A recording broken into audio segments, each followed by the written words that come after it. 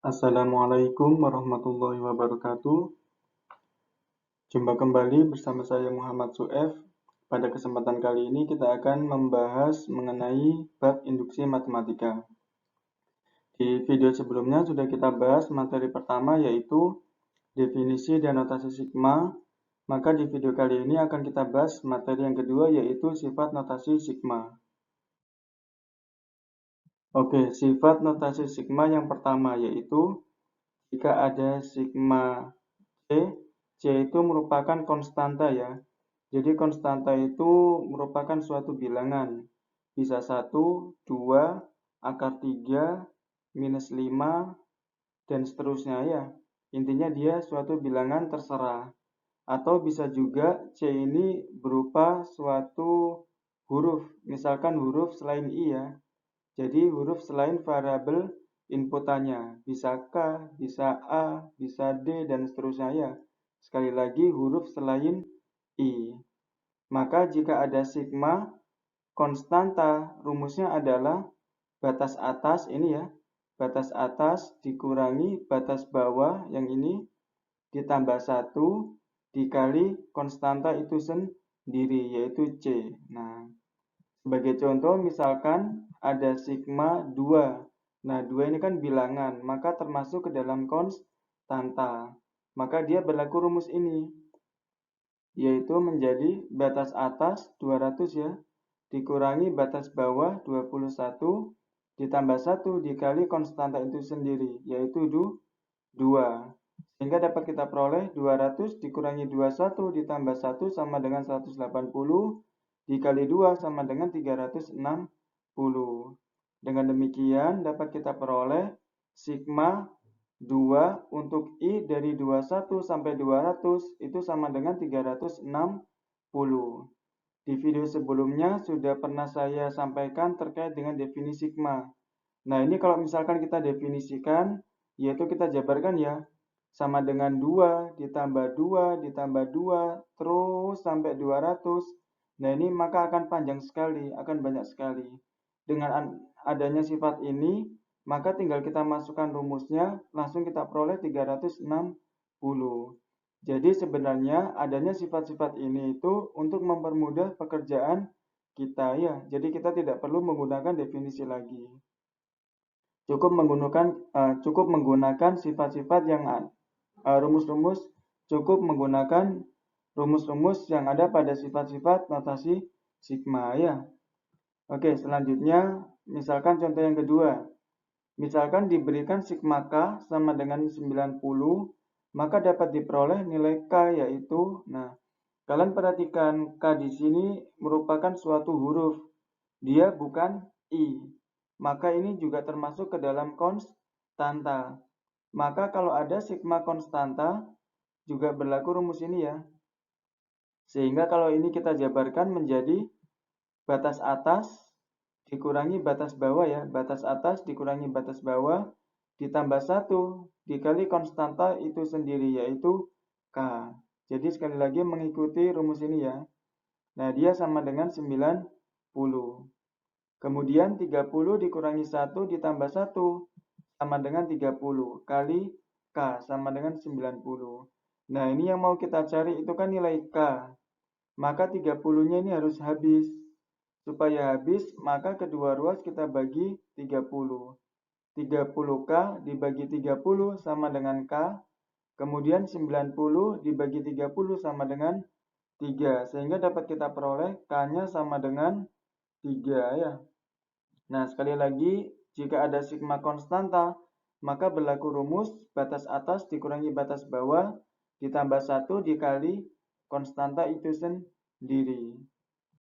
Selanjutnya, sifat yang kedua, yaitu jika ada sigma I, perhatikan I ini adalah variabel inputan. Jadi kalau di sini I dan di sini I, maka berlaku rumus yaitu setengah dikali batas atas ini ya, dikurangi batas bawah, ditambah 1 dikali batas atas ditambah batas bawah.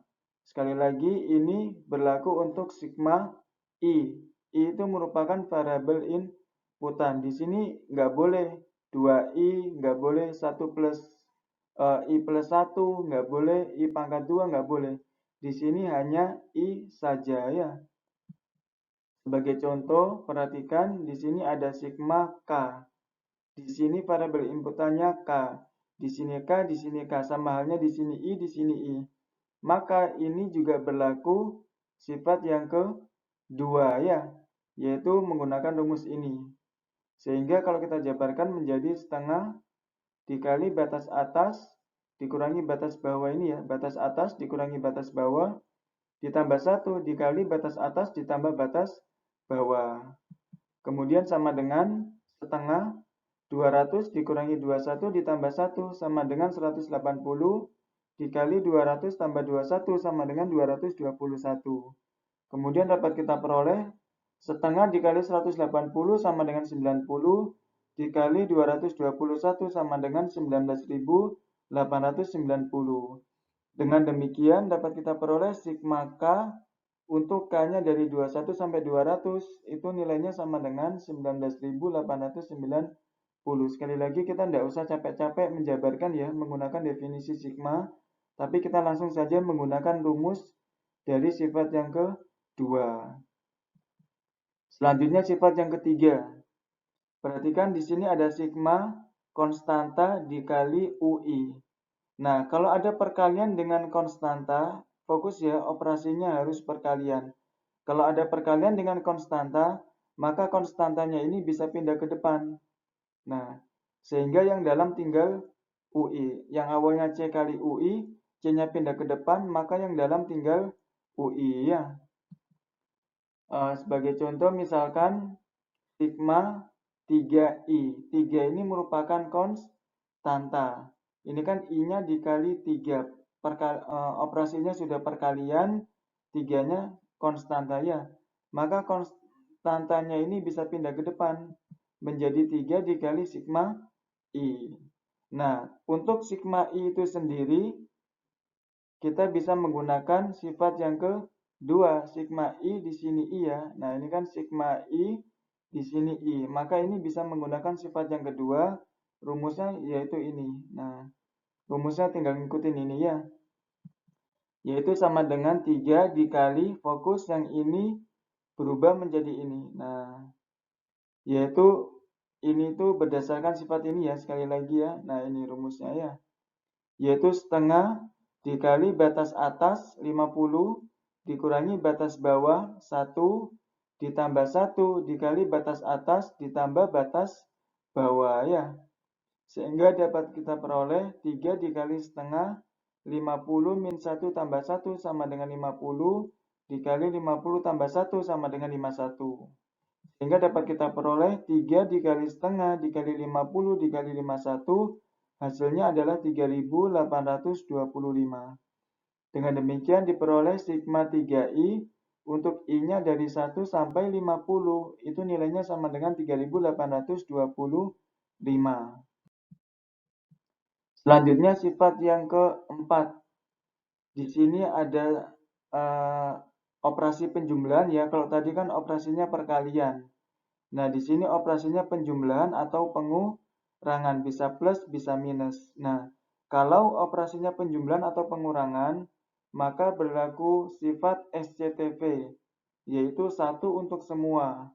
Artinya yaitu sigmanya 1 untuk semua, untuk UI dan untuk VI. Jadinya apa? Yaitu sigma UI dan sigma VI. Sedangkan operasi plus minusnya mengikuti ya.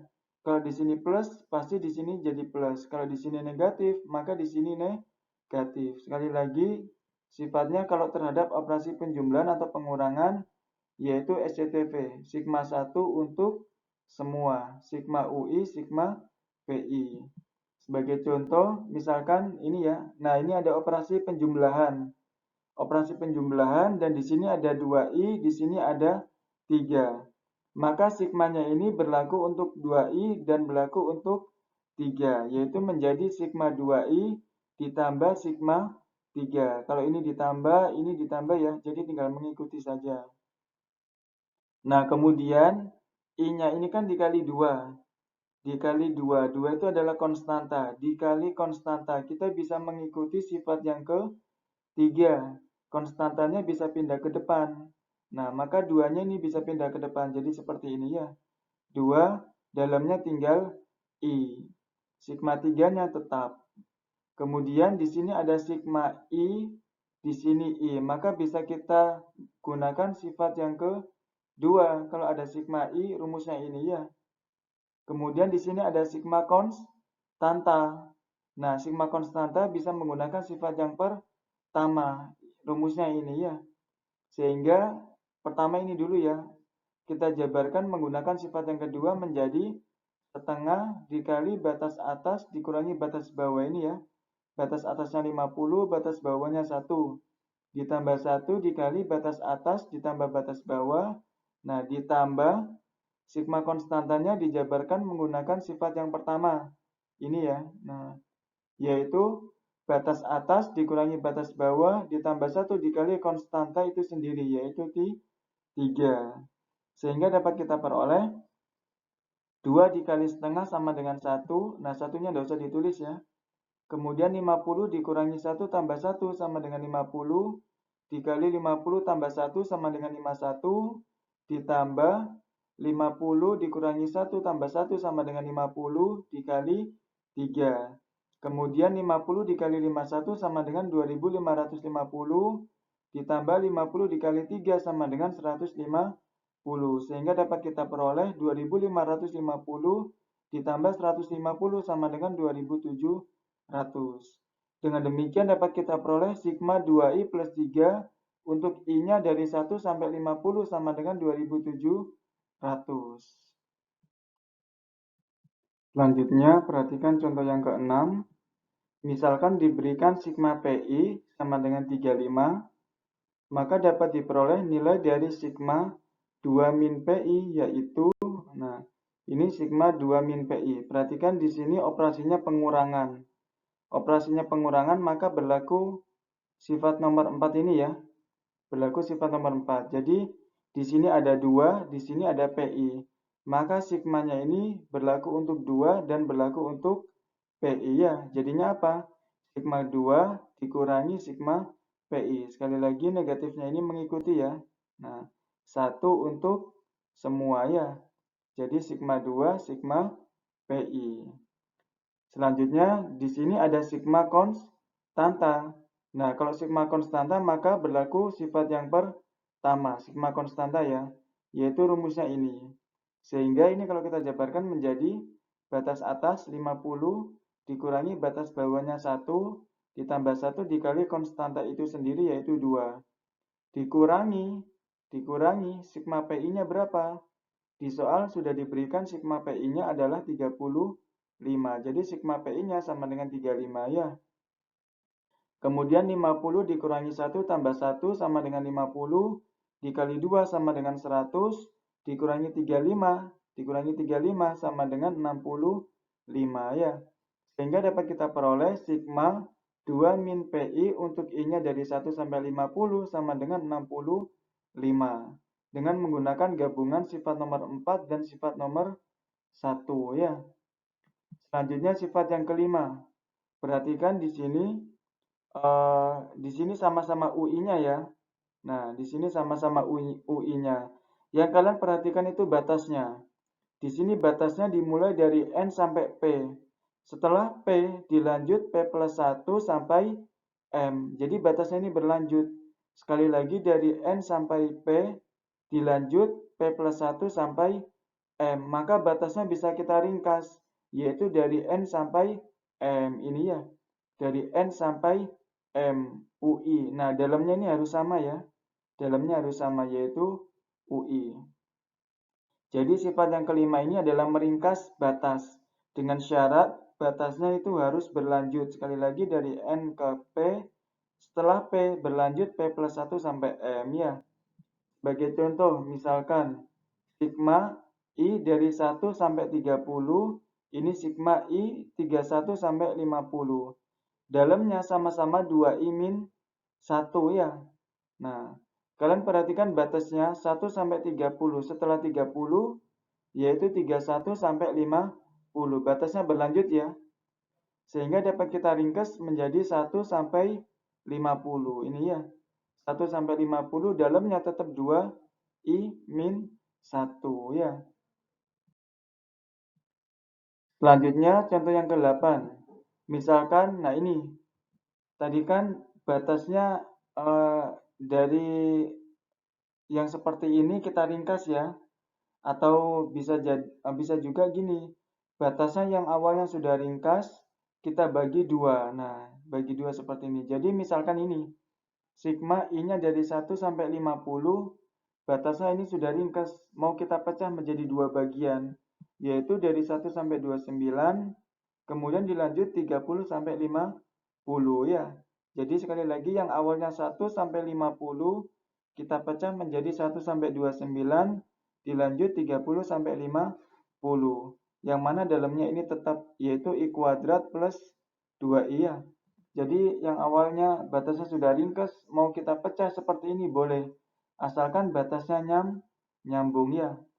Kalau misalkan kalian mecahnya ingin lebih dari 2 bagian, boleh. Misalkan seperti ini. I sampai 50, 1 sampai 50 kita pecah menjadi 1 sampai 21, dilanjut 22 sampai 35, dilanjut 36 sampai 50. Boleh seperti ini ya. Asalkan dalamnya ini tetap, yaitu I kuadrat plus 2I. Selanjutnya, sifat yang nomor 6. Kalau sifat yang nomor 6 ini, kalian perhatikan batasnya juga. Nah, ini kan batasnya dari N sampai M. Kalau batasnya ini kalian tambah P, N sampai M ini sama-sama ditambah P, maka I-nya harus dikurangi P. Tapi kalau batasnya ini kalian kurangi P, maka I-nya harus ditambah P. Jadi kebalikannya. Kalau batasnya ditambah, maka I-nya dikurangi. Kalau batasnya dikurangi, maka I-nya ditambah. Ingat ini I-nya ya, yang ditambah dan dikurangi. Bukan UI, tapi I-nya ya. Oke, sebagai contoh, perhatikan contoh yang ke-9. Misalkan sigma I dari 5 sampai 9 ya. 2I plus 3. Nah, misalkan saya menginginkan batasnya ini tidak mau dimulai dari 5, tapi saya inginkan batasnya itu dimulai dari 1. Maka supaya batasnya ini dimulai dari 1, maka ini harus dikurangi 4. 5 dikurangi 4 kan sama dengan 1 ya. Kalau batas bawah dikurangi 4, maka batas atas juga dikurangi 4. Sehingga kalau batasnya dikurangi 4, maka I-nya di sini harus ditambah 4. Ingat kebalikannya ya. Kalau batasnya dikurangi, maka I-nya ditambah ya. Sekali lagi, kalau batasnya dikurangi 4, maka I-nya di sini ditambah 4. I-nya ya yang ditambah 4. Maka harus dikurung seperti ini. Sehingga dapat kita peroleh sigma I-nya sama dengan 5 kurangi 4 sama dengan 1. 9 kurangi 4 sama dengan 5. Kemudian ini 2 dikali I sama dengan 2I. 2 dikali 4 sama dengan 8 ditambah 3. Sehingga dapat kita peroleh, ini tetap ya, sigma I-nya dari 1 sampai 5. Yang ini 2I ditambah 8 tambah 3 sama dengan 11. Sehingga bentuk ini dapat kita rubah ke dalam bentuk seperti ini. Bedanya batasnya ini dimulai dari 1 ya. Apakah kalau ini kita hitung dan ini kita hitung hasilnya sama? Pasti dijamin hasilnya sama ya. Jadi ini hasilnya sekian, ini hasilnya sekian. Nah, sekian di sini dan sekian di sini pasti hasilnya sama ya. Kemudian misalkan lagi sigma I dari 1 sampai 7. Nah, kalau misalkan saya menginginkan batas atasnya itu 10, maka supaya batas atasnya ini 10, dia harus ditambah 3. 7 ditambah 3 sama dengan 10 ya. Maka kalau batas atas ditambah 3, batas bawah juga harus ditambah 3. Maka kalau batasnya ditambah 3, maka setiap I di sini harus dikurangi 3. Sekali lagi perhatikan kalau batasnya ditambah, I-nya dikurangi. Kebalikannya ya. Jadi kalau batasnya ditambah 3, maka I di sini harus dikurangi 3. Setiap I harus dikurangi 3 ya. Oke. Sehingga dapat kita peroleh batasnya menjadi ini ya, 4 sampai 10 ya. Kemudian ini 2 kali I, 2I, 2 kali 3 sama dengan 6. Minusnya tetap ya. Kemudian minus 3I, 3 pangkat I minus 3-nya tetap ya. Jawabannya boleh cukup sampai sini, boleh kalian rapikan. Yaitu setiap konstanta ini harus taruh belakang. Jadi minus 6-nya taruh belakang, min 3 pangkat I minus 3-nya taruh tengah ya. Jadi sekali lagi antara ini dengan ini adalah suatu hal yang sama. Tapi kalau dilihat dari sisi kerapian, maka konstanta ini harus pindah ke belakang ya. Jadi bentuk ini dapat kita sederhanakan menjadi seperti ini. Yaitu batas atasnya yang awalnya 7 bisa kita rubah menjadi 10 ya. Oke, selanjutnya contoh yang ke-10. Bentuk 2 sigma I plus 3N dapat disederhanakan menjadi, perhatikan di sini ada konstanta. Berdasarkan sifat yang ketiga, kebalikannya ya, konstanta di depan bisa pindah ke belakang ya. Jadi konstanta di depan bisa pindah ke belakang. Begitupun ini, ada konstanta di depan bisa kita pindah ke belakang. Jadinya 2I ya. Kemudian N-nya di sini, N di sini bisa saya rubah menjadi N-1 plus 1. Coba kita cek N-1 plus 1. Min 1 ditambah 1 sama dengan 0 habis ya. Jadi tinggal N. N dikali 3 sama dengan 3N. Jadi antara ini dan ini merupakan suatu hal yang sama. Kenapa kok saya rubah seperti ini?